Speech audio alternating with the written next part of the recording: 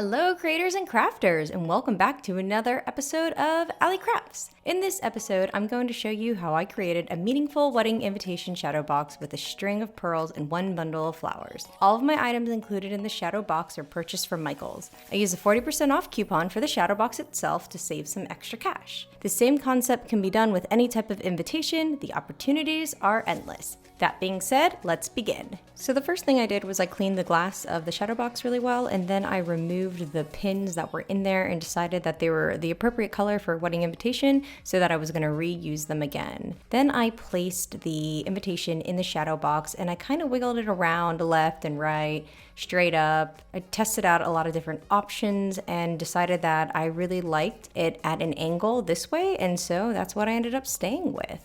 The first step for this project is to attach the invitation to the back of the frame. I chose to use the pins that the frame came with because they were pearlized and appropriate for my theme. These are just regular pins for sewing if you decide to buy some of a different color. Just note that you need to be careful when pushing the pins in not to bend them because the foam is very thin, and if you're not angled enough and push too hard, the pin will bend. If you want to skip the pins, hot glue will suffice. Another great and cute alternative to pins would be using photo corner mounts, and you can either cut some out of any paper of your choice or purchase some.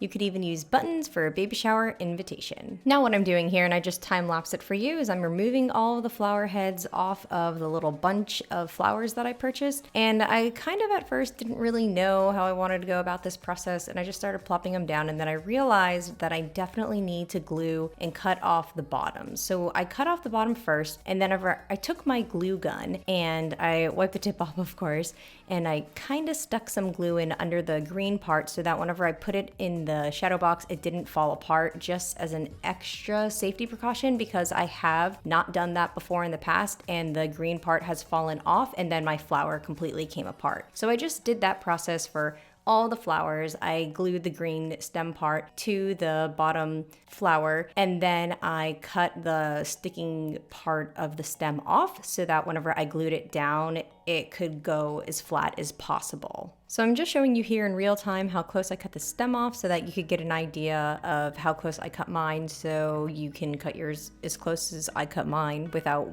being worried or concerned that it's going to fall apart. And then I just time-lapsed the entire process of myself cutting off the stems and gluing the bottom flower petal to the sepals so that they don't fall apart, since we sacrificed the integrity of the flower being held together by removing the last bit of stem. I thought the buds were very cute and I wanted to incorporate them into the box because the sepal had a nice visual appeal and added some extra visual interest than just blooming flowers. The green also added the color palette nicely.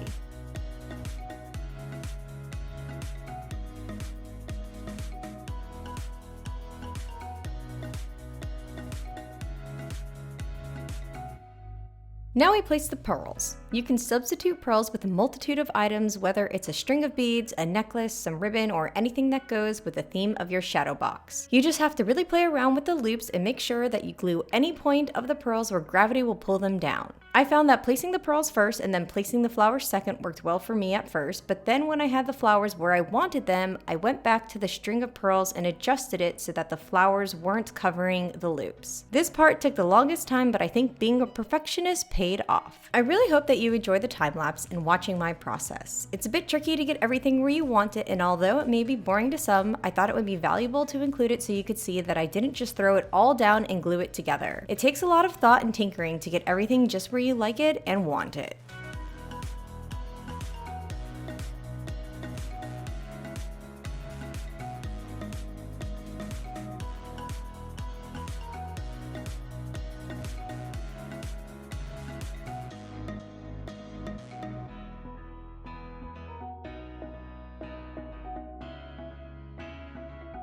And now the project is complete. I made this as a gift for a friend's wedding and they loved it. I always love to give handmade gifts incorporating something meaningful when possible, and this invitation shadow box has been a hit and a tradition of mine for years. Thanks so much for watching. Your support is inspirational. I hope this project inspires you to create a meaningful gift that will forever honor the memory of a significant event.